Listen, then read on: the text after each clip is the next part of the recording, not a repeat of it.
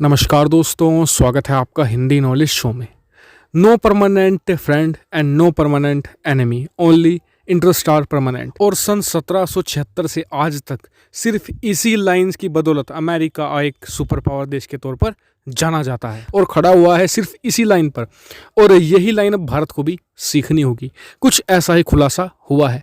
इस खुलासे में कहा जा रहा है कि व्लादिमीर पुतिन भारत से फ़ायदा उठाना चाह रहे हैं। वो चाह रहे हैं कि भारत और चीन का जो विवाद है वो नवंबर तक किसी तरीके से खिंचा रहे, ये पहले ख़त्म ना हो जाए और व्लादिमीर पुतिन ही इस विवाद को ख़त्म करवाएं। तो क्या इंटेंशन है पुतिन की, ये मैं आपको बताऊंगा। और साथ ही ये खुलासा किया किसने और कितना क्रेडिबल ये सोर्स है, सब कुछ मैं आपको डिटेल से बताने वाला हूं। तो मेरे साथ आप इस वीडियो में अंत तक बन रहिएगा। चलिए दोस्तों, वीडियो को हम शुरू कर लेते हैं। तो दोस्तों, मार्को रूबियो अमेरिका के एक बहुत ही प्रतिष्ठित सीनेटर है और अमेरिका की जो इंटेलिजेंस कमेटी है उसके हेड भी हैं, यानी कि जो खुफिया विभाग से संबंधित पॉलिटिकल जानकारियाँ होती है वो उनके पास ही आती है। और आप कह सकते हैं कि पूरे खुफिया विभाग को वो हेड भी करते हैं और उनका काफ़ी नाम है। वो फ्लोरिडा से सांसद भी हैं, एक तरीके से सीनेटर हैं।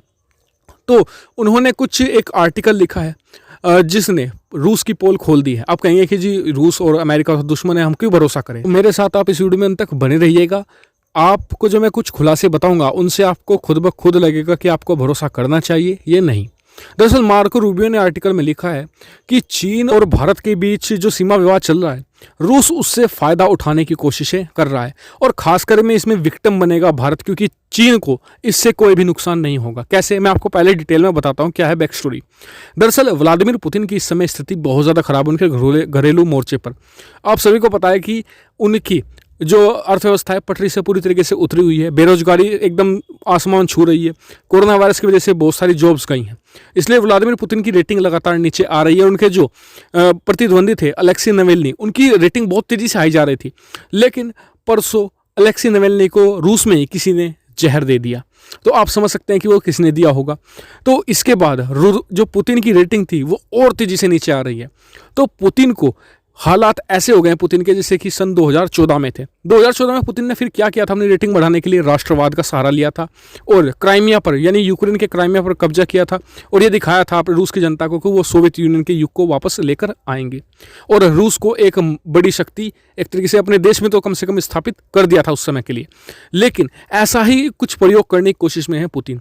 उन्हें भारत और चीन के बीच जो विवाद है ये एक मौके के तौर पर दिख रहा है। पुतिन चाहते हैं कि जो G20 का समिट होगा नवंबर में, उसमें वो शी जिनपिंग और प्रधानमंत्री मोदी को एक साथ बिठाकर इस विवाद का निपटारा वहीं पर करवा दें, जिससे कि यह पूरी दुनिया में संदेश जाएगा कि दुनिया की दो महाशक्तियां भिड़ रही हैं और रूस ने बीच बचाव किया है और इस विवाद को ख़त्म किया है।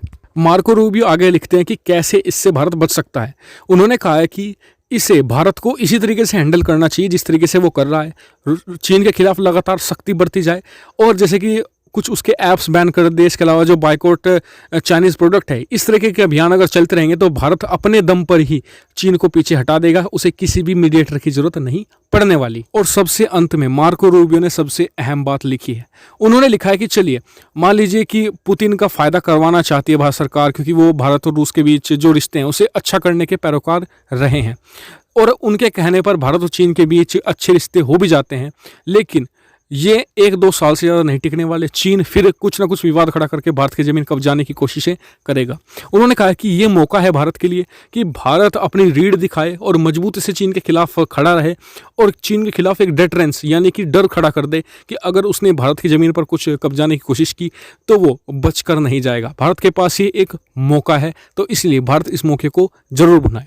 अब ये बात आप पर है कि आप मार्को रूबियो पर कितना भरोसा करते हैं, कमेंट करके मुझे जरूर बताइएगा। साथ ही चैनल को सब्सक्राइब करना मत भूलिएगा ऐसी बहुत सारी डिफेंस, फॉरेन पॉलिसी और फाइनेंस रिलेटेड वीडियो के लिए। Thank you much for watching video.